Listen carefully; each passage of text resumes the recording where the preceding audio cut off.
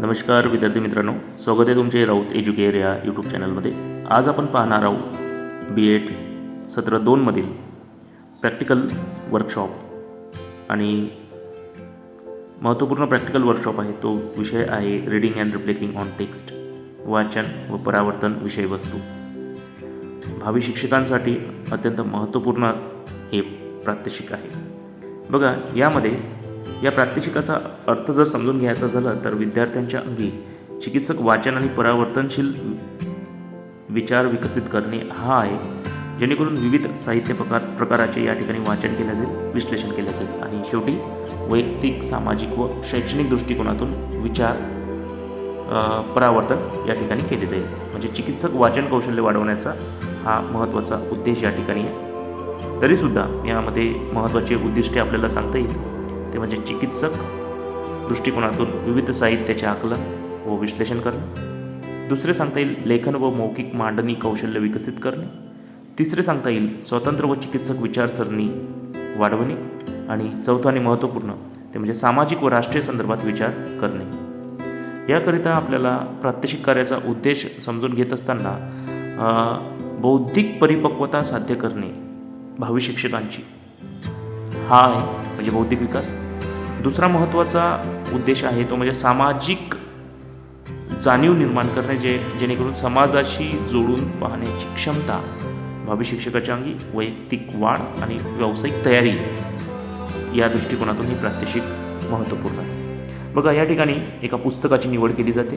त्यामध्ये तुम्ही चरित्र, आत्मचरित्र याचीसुद्धा निवड करू शकता. विविध कादंबरी, नाटक, कविता या पुस्तकांची सुद्धा निवड करू शकता. शैक्षणिक आणि मानसशास्त्र विषयावर आधारित पुस्तकांची निवड करू शकता किंवा समाजसुधारकांच्या जीवनावर, राजकीय विचारवंताच्या जीवनावर सुद्धा तुम्ही पुस्तकाची निवड करू शकता. जसे की डॉक्टर APJ अब्दुल कलाम यांची अग्निपंख पुस्तक, माझे सत्याचे प्रयोग या ठिकाणी महात्मा गांधी किंवा सावित्रीबाई फुले यांच्या जीवनावरील चरित्र, आत्मचरित्रांची निवड करू शकता किंवा इतर राष्ट्रीय, आंतरराष्ट्रीय प्रसिद्ध साहित्यांची निवड करणे गरजेचे आहे. या ठिकाणी निवड करत असताना विद्यार्थ्यांनी राष्ट्रीय दर्जाच्या पुस्तकांची जर निवड केली तर निश्चितच या प्रात्यक्षिक कार्याला महत्त्व प्राप्त होईल. त्या पुस्तकाच्या संपूर्ण वाचनानंतर, निवड केलेल्या वाचनानंतर विचार मंथन करणे गरजेचे आहे. मग त्या पुस्तकाची मध्यवर्ती कल्पना कोणती आहे, पुस्तकाचा मुख्य आशय काय आहे, तसेच लेखकाने तो विषय कसा मांडलेला आहे आणि पुस्तकातील जे उदाहरणे आहे किंवा अनुभव आहे याचे विश्लेषण विद्यार्थ्यांना करावं लागेल. त्यानंतर संपूर्ण पुस्तक वाचन झाल्यानंतर वैयक्तिक परावर्तन म्हणजे त्या पुस्तकाविषयी विद्यार्थ्याला काय वाटते किंवा आधीच्या मतावर पुनर्विचार केला का याची मांडणी करायची आहे. त्यानंतर कोणते विचार विद्यार्थ्याला वेगळे किंवा विरोधी वाटले याचीसुद्धा मांडणी करायची आहे किंवा नवीन शिकायला काय मिळालेले आहे याचीसुद्धा मांडणी या प्रात्यक्षिकामध्ये करायची आहे.